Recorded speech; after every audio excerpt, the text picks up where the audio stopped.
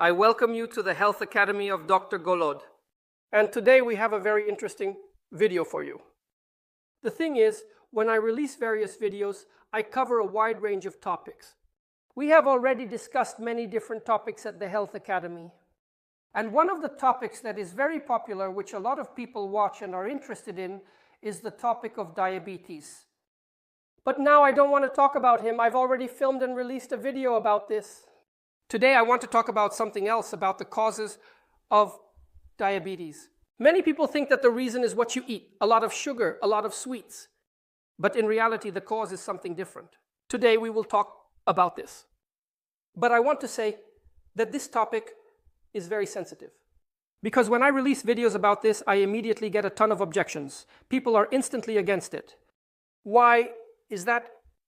Because you hit the nail on the head with this topic. So friends, what many didn't know, what is the real cause of diabetes?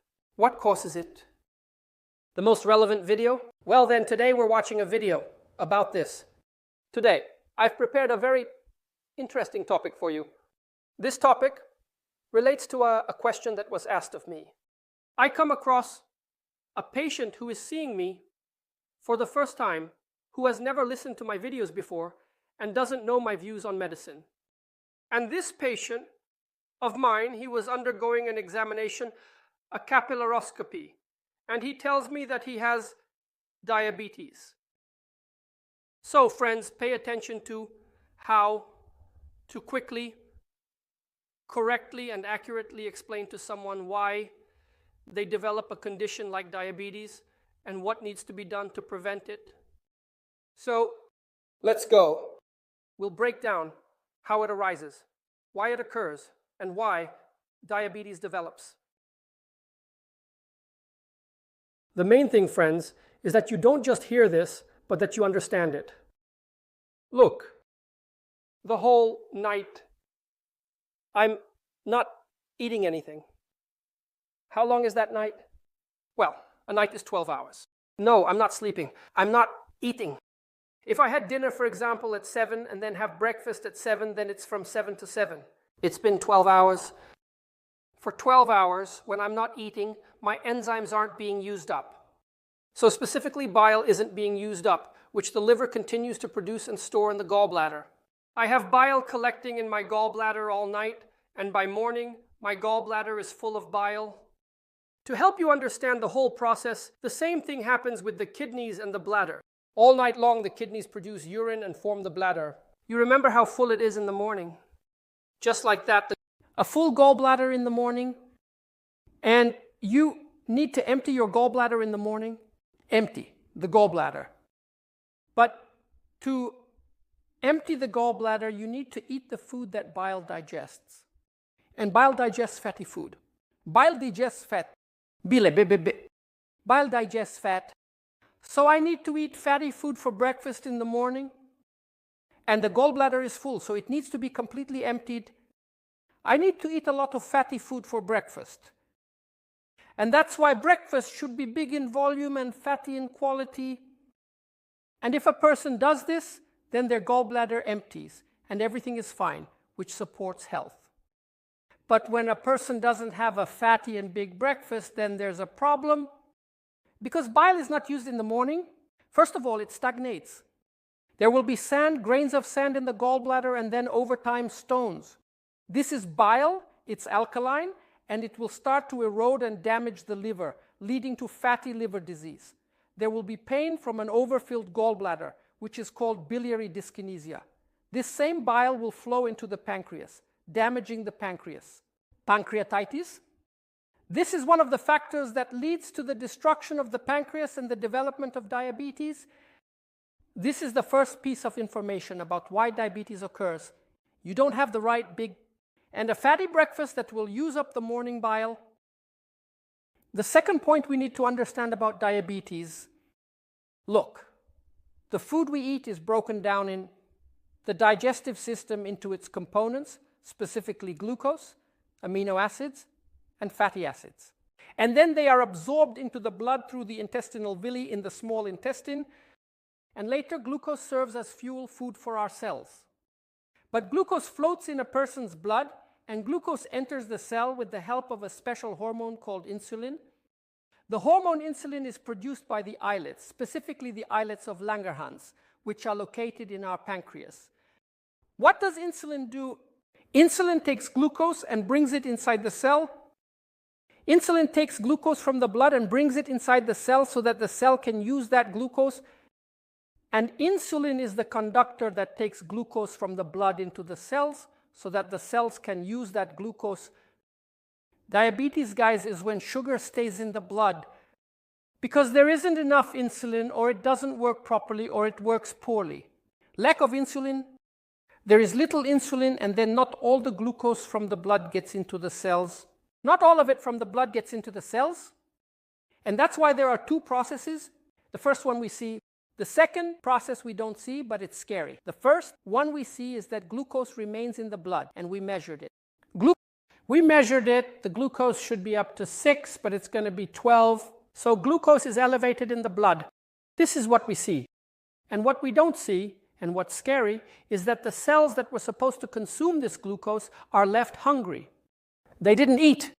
And that's why the cells suffer from atrophy. The cells lack the nutrients they need to eat. And that's why with diabetes, what we see is just that the glucose has increased, and what we don't see are the hungry cells, and that's much scarier. And the third, so why is there not enough insulin? And there's not enough insulin, guys, also because the person has an improper breakfast. And for the third point, it should be big, hearty, but each organ in our body has its own peak activity time. For example, your stomach is active at 7 a.m. So at 7 a.m., the stomach starts working, and there is acid in the stomach. And the enzymes at 7 a.m., the acid and enzymes, essentially, the acid and enzymes are produced in the stomach so that I can have breakfast and digest it. And at 7 a.m., understand this, at 7 a.m., you have acid and enzymes in your stomach that will be digesting either breakfast or the stomach itself. What do you choose? Yeah, right, you can't choose breakfast. You didn't have breakfast at 7 a.m. And when there's no breakfast at 7 a.m., then the acid starts eating away at the stomach itself. That's where gastritis and gastroduodenitis come from, along with other ulcerative diseases. But it's not the stomach that's scary. The pancreas has its active time from 9 to 11 at 9 a.m. And at 9 a.m., the pancreas starts producing enzymes, lipase and amylase. And these enzymes will digest what I ate an hour and a half ago. And if an hour and a half ago, I still hadn't had breakfast by 7:30, so these enzymes end up damaging the pancreas itself, meaning the pancreas is essentially eating itself with its own enzymes. Autolysis, the self-digestion of the pancreas. The reason is a late breakfast. So because a person has breakfast at 9, 10, or 11, just like you do, usually, so because of the late breakfast, a person already has 1.5, or 2 hours in the morning. The pancreas eats itself with its own enzymes, and then it gets damaged and grows back with connective tissue. This is called chronic pancreatitis, and on the ultrasound, it will show increased echogenicity. Read what it says about you in the ultrasound. The pancreas increased echogenicity. This is pancreatitis, and what's even scarier is something else. At the same time, the Langerhans cells are also destroyed, and they produce less insulin. That's how glucose isn't properly taken up by the cells, and it accumulates in the blood. That's why diabetes. Yes, because you have a proper breakfast should be as early as possible at 7 a.m., no later than 7:30. Breakfast should be between 7 and 7:30. Breakfast should be hearty. Breakfast should be, what does hearty mean? Well, that means 60% of your daily diet. Eat breakfast yourself. Split lunch in half. Half is 30% and give dinner to the dogs. And dinner is 10%. This is what hearty means. Abundant, early, fatty, so that the bile is spent, and the rest of the enzymes that should digest food and not ourselves, our body. And then, to prevent diabetes, you need to establish proper nutrition with an early, large, fatty breakfast. And then, in the context of using tourmaline ceramics, you need to take a product made of tourmaline ceramics, place it on your stomach, specifically the right hypochondrium. Well, if it is a rug, that will be enough for the whole stomach. And warming the stomach after meals is necessary to address issues with the digestive system. Warm your stomach with infrared heat from tourmaline ceramics every time after eating. And when you warm your stomach with this special type of heat, it penetrates very deeply. First, all these spasms, pains, and spasmodic pains are eliminated. And the problem of bile duct dyskinesia is resolved.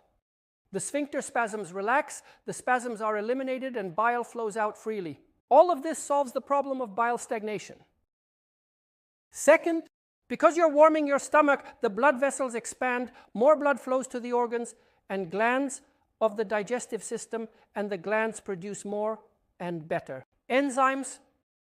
Digestion will be better. And third, due to the warming, regeneration improves, helping to restore damaged liver, pancreas, and mucous membranes. Wounds and injuries heal better and faster. And this solves the problem of pancreatitis, when there are few enzymes, and even diabetes, I mean type 2, when a person lacks insulin. So what do you need? You need proper nutrition, and then warm your stomach 20-30 minutes. The temperature on the mat is 50-55 degrees, but every time after meals, well, mainly after breakfast and lunch, dinner is minimal.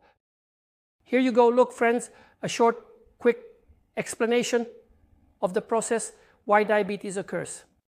This is what I'm trying to explain to people during the treatment of diseases. So that's the information for you today. I don't know how well I managed to explain this to you today, friends. So that everything, well, let's say, falls into place and the puzzles come together. Write in the comments did you understand everything about this topic of diabetes without diabetes?